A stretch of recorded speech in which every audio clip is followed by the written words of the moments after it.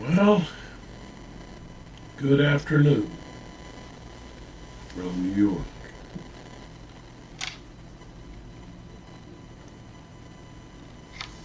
Today's subject, mental health, has to include spiritual health. Mystic love heals. Find the yearning to be one with supreme love.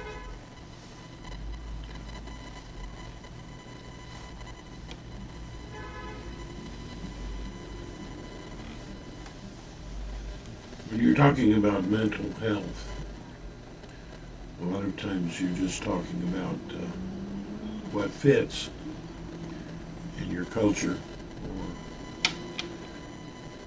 or is put you in a comfort zone. And that may not be a true healing. There is a longing and a yearning inside of us to be one with our inner artist. That part of us that is our personification of the supreme reality in a form of love that is the imaginer of all we imagine, including our self-concept. And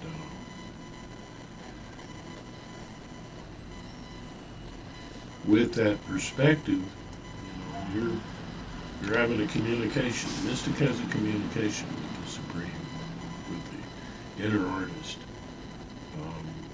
And that inner artist, in a sense, is their own. It's the individual self as your dramatic self, the kid in you.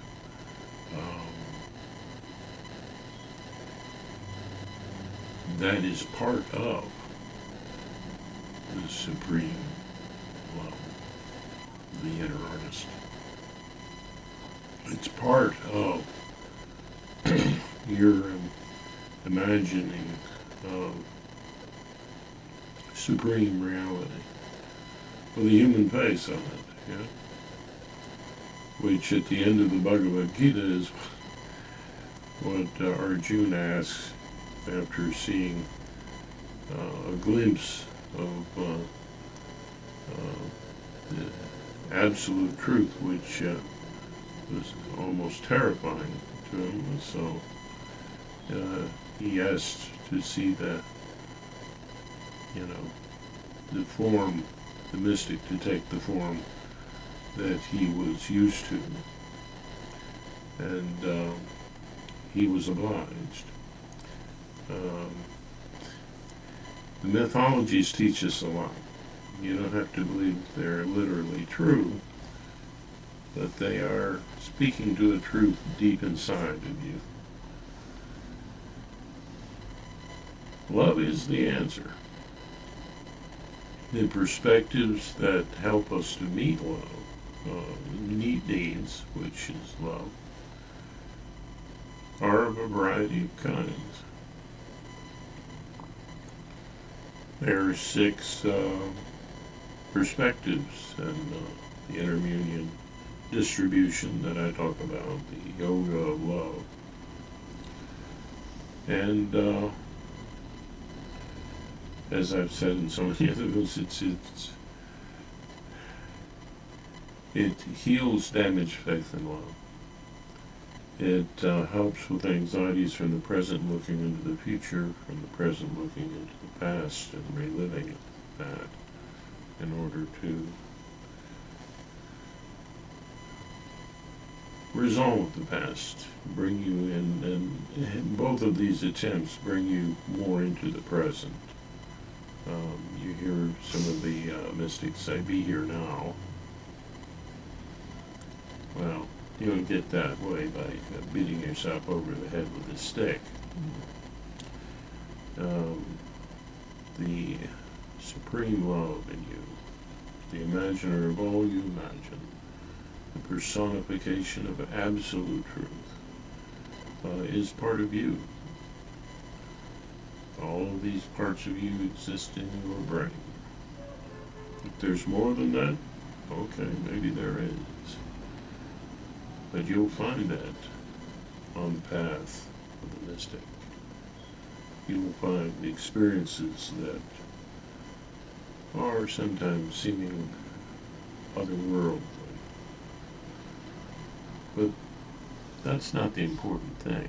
The important thing is to be the hero of love in the story of your life. And to have this passionate yearning to be part of this absolute reality that you are a part of. And to realize that there's no separation, really. That this ultimately the higher self in you, the inner artist, is you, and perhaps the more real you, because it's more like your brain, and it's within your brain that you have all these experiences. So you don't have to believe in the mystic, in the supernatural form of mysticism. You can be an objective mystic, not laying claims to things that you cannot prove. But you can invite people onto the path, and the path is healing. And why do I say that it has to be spiritual? Mental health has more to do with your communication as a dramatic kid in you, with your inner counselor, and your inner caregiver. And but beyond that, there's a yearning to be part of the artful perspective that enjoys your whole time on it and everything, like a movie, so that all the experiences are valuable and something you can enjoy in a vicarious way. It's a stepping into a vicarious perspective, and seeing that that perspective is as much you as any other, and maybe more so. That's in Vedic terms, that's the Paramatma. The Paramatma is more like the Ishtadevata, in terms of how you approach it, and it's that's your favored personification of the higher self, and that might be due to your religion or any number of things. But usually you have some connection with a mystic trainer who passes it on to you. This is called the disciplic succession.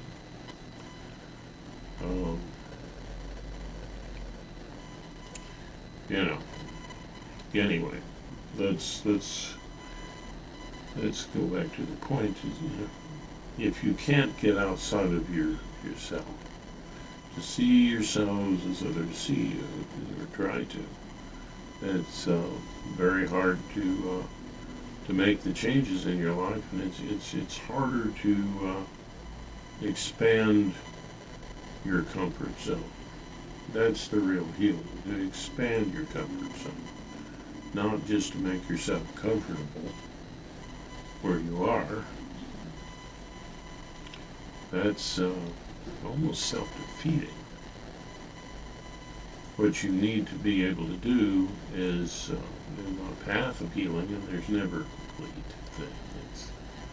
We're always on the path of healing and the path of love, ideally, and looking seeing the whole picture of this is absolutely necessary, because without it, you're not expanding your comfort zone. You're just embracing, if you expand your comfort zone, you're embracing the greater, the empathetic creativity, and the creative empathy of the artist in you, the objective empathy of the counselor in you, and the compassionate empathy of the caregiver in you. All these are roles that are part of you, and they also are fed by your day-to-day experiences and the help that you receive from others. So it's not an isolated thing inside yourself. You're not escaping from reality. You're taking reality and you're internalizing it, and you're also expressing back to reality the richness that you achieve.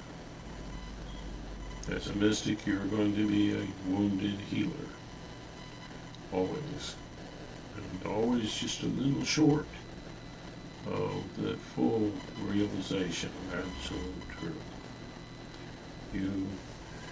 But you can find the benefit of the association with your personal view by having a loving relationship with the inner artist in you. The inner artist in you is the Paramatma, the Supreme Soul or Self. And, your dramatic self, I call it Kid. Some would call it the Atman. Some say the Atman is the Paramatma, which is true.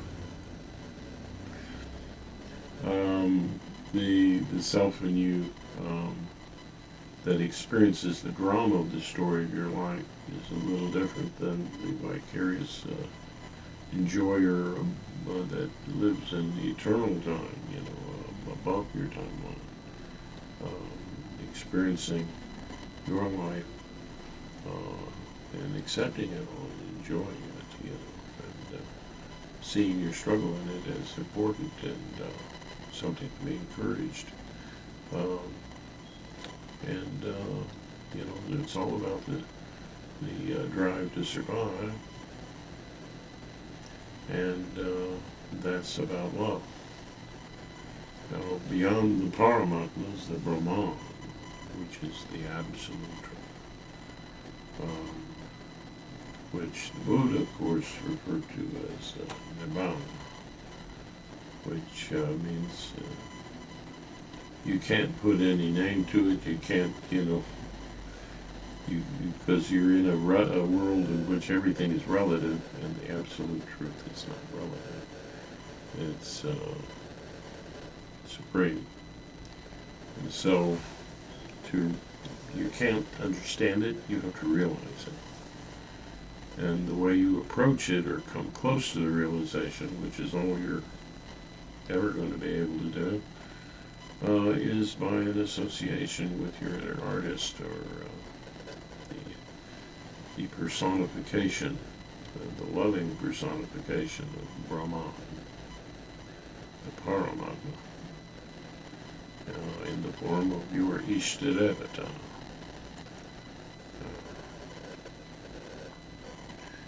Now, and so that's the difference, between the therapies that are aiming at you to make yourself comfortable, which, is valuable in itself, sure. But it's not complete. And it can be a little depressing, I would think. Because you're focusing on the negative. You just try to love and find that to comfort yourself. And these different perspectives will allow you to be able to handle any helplessness that you've experienced around needs, so that you can express them and feel them and unlearn the helplessness around them, which is not so much an act of will, um, and which is what's wrong with therapy. It's not an act of will. It's something that happens as you use these different perspectives, which tear down these symbolic, more achievable needs that replace the real needs that you felt to be too helpless and too anxiety-provoking. So, it does it naturally, which is why I think it's a superior approach. And that's what therapists should use.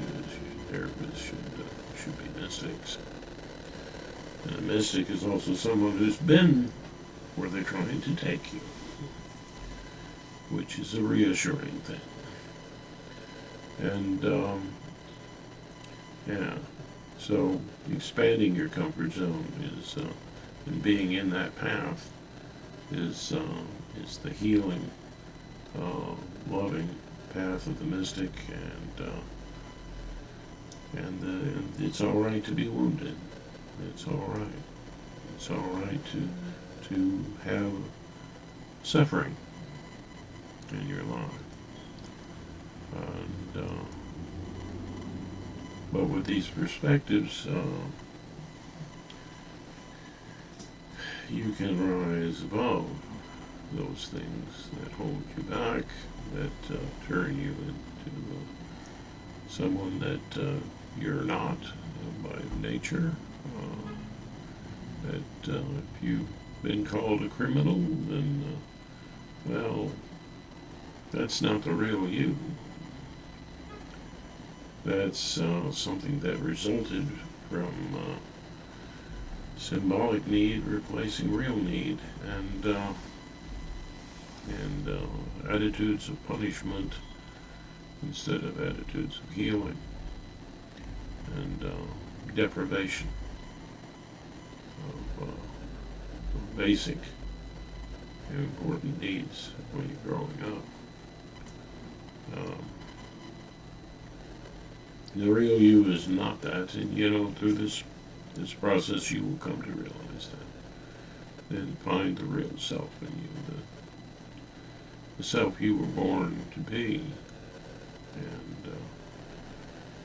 and that's your journey. No one can take it for you.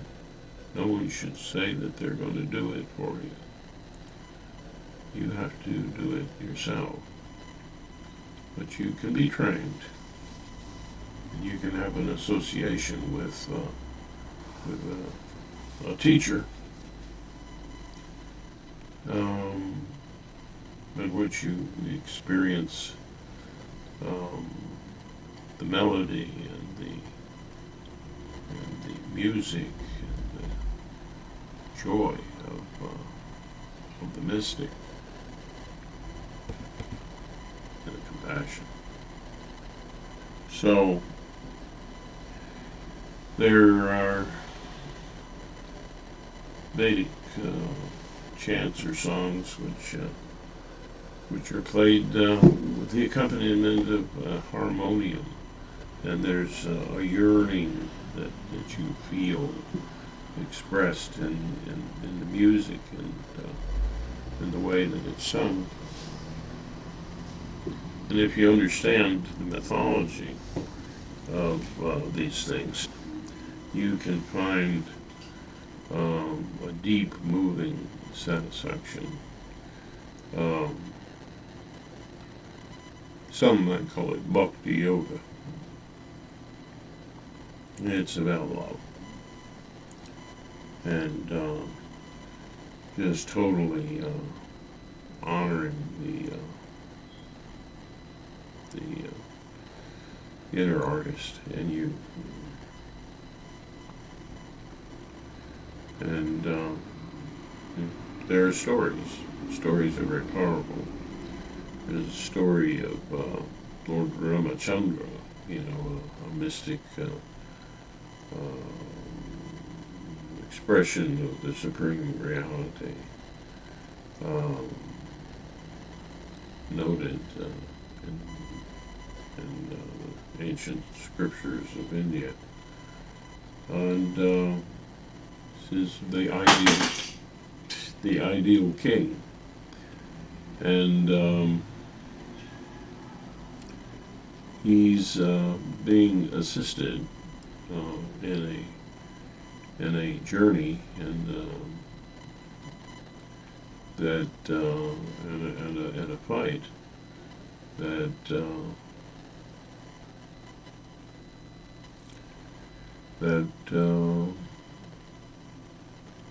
is right for a mystic to be involved in. He's Hanuman is an ape-like creature and a devotee of Ramachandra, and there's an entire story about them, and actually we, according to the studies they've found, we are a form of ape ourselves, and the Supreme really doesn't necessarily need the help, but accepts it, because that's part of the drama and part of the love exchange, part of the love flow. And that gives us meaning in our life. There's a kind of yearning in this mantra of Jai Sita Ram, Jai Hanuman,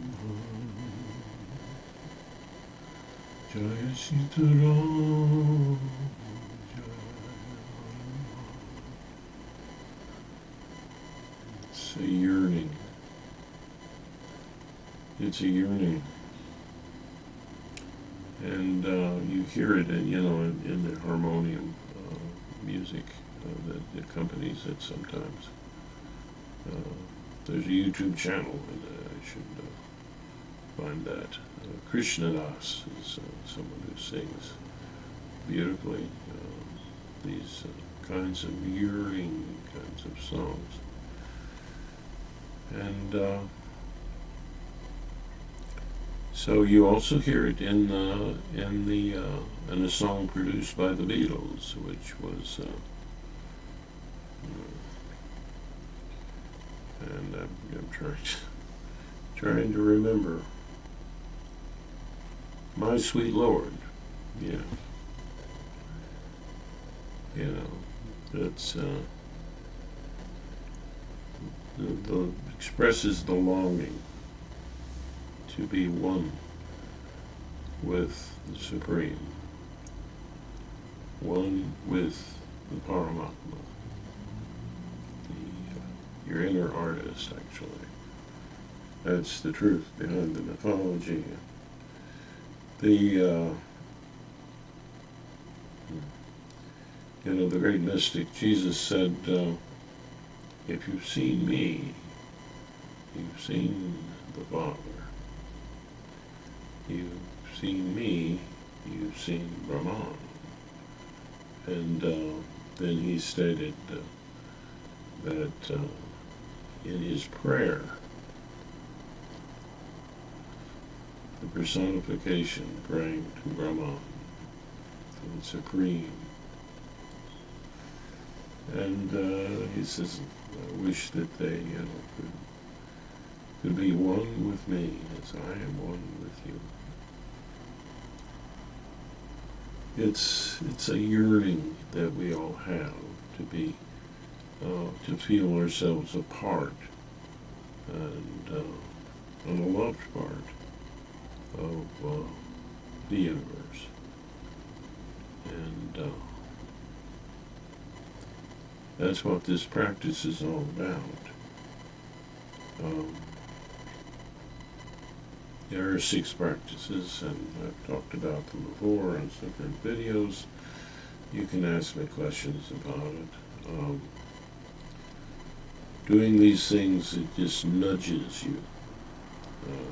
With these attempts to comfort yourself, you're being nudged into a deeper sense of love, and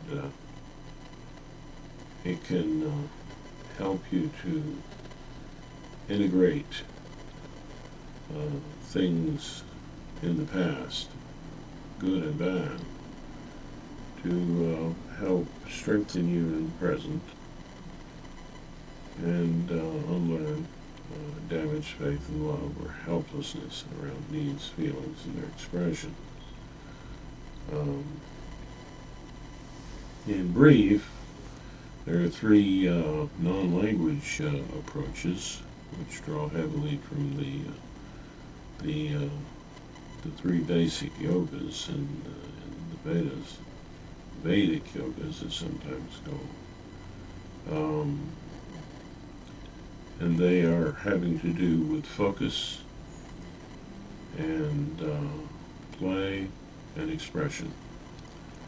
And these are what evolved into the higher empathy experiences that we have because we're social creatures. And as we grow and develop, we develop these social skills, supposedly. And these are skills that need to be learned. These are objective empathy, which is caring or love using objectivity. This evolved in society from your ability to focus, which is something you had, before you had language, and or a good grasp of it. And you also, the artist, in you, the expression of your creative empathy, or love using empathy, you love using creativity. That evolved as it's a skill that evolved from our ability to be at play, to be playful, and it can create play. And the evolution of compassion, which helps people feel safe to express their needs, feelings, and so on, evolved from our ability to express. It enhanced that capacity. You have to feel safe in order to do that.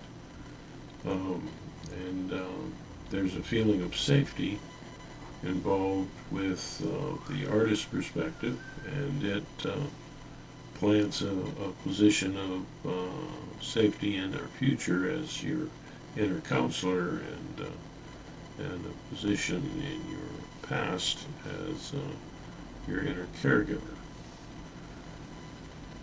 The past has to be relived in order to mine its value and help you unlearn helplessness around expressing your feelings, and, which is how you unlearn helplessness around needs and feelings and get rid of symbolic versions of that which keep you lost to yourself. So a lot of people they're searching for, how do I find myself? Well, do the 4 practices that I talk about, and you'll find yourself. And you will find yourself ultimately lovable and loving, because you're part of the love flow. It's a part of survival. So of course you're part of that. And so is everyone else. And if all you can do is receive, you're still valuable. And the gift you give is the opportunity to care. So you're valuable, no matter what. You are a part of the love flow, and spiritual growth means to grow your comfort zone, to embrace all of these perspectives that I talk about. The value of the non-language perspectives is that it collapses this illusion of being a subject viewing objects, which really, if you watch all the energy flowing, there's no separation. That is a useful thing socially to make society work, but it's not ultimately real.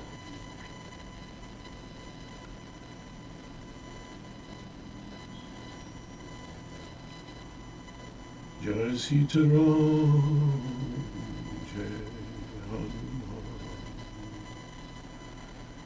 Yeah.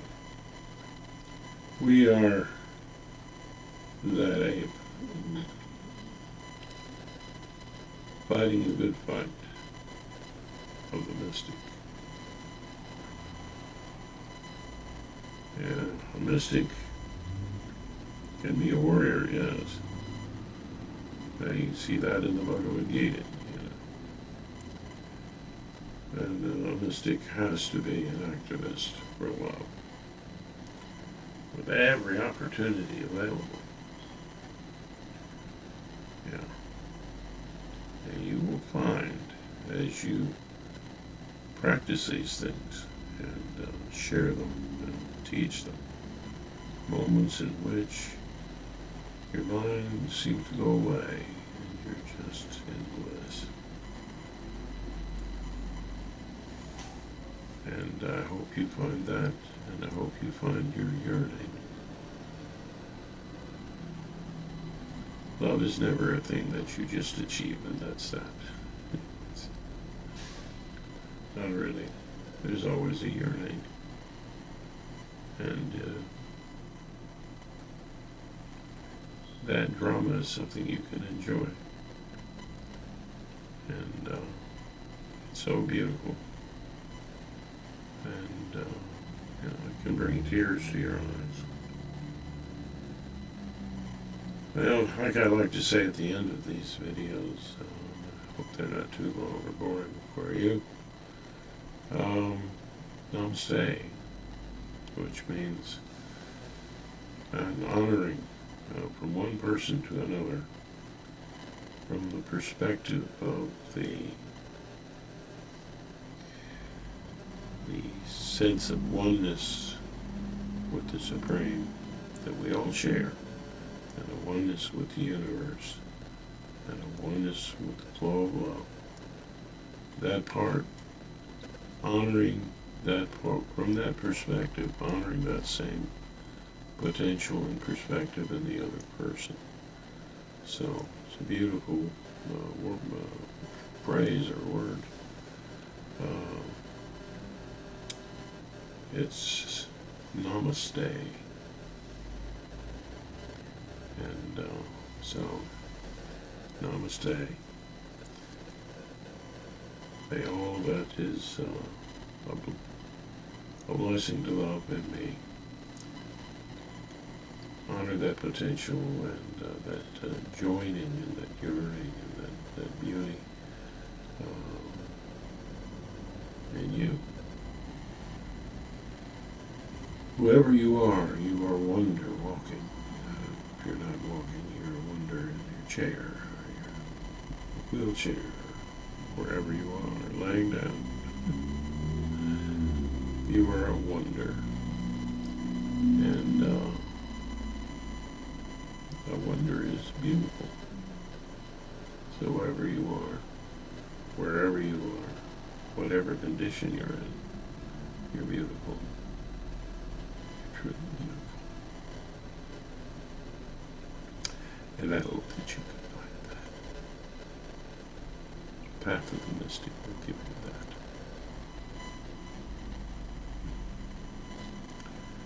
So, Being a ham that I am, I like to sing the Irish blessing.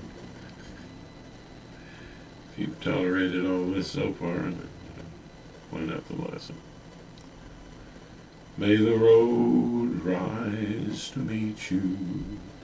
May the wind be always at your back. May the sun shine warm upon your face. The rain fall soft upon your fields.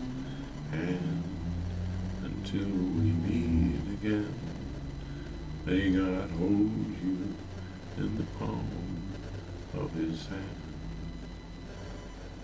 Or her hand.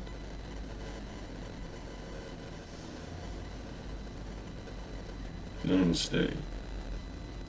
And make a great day.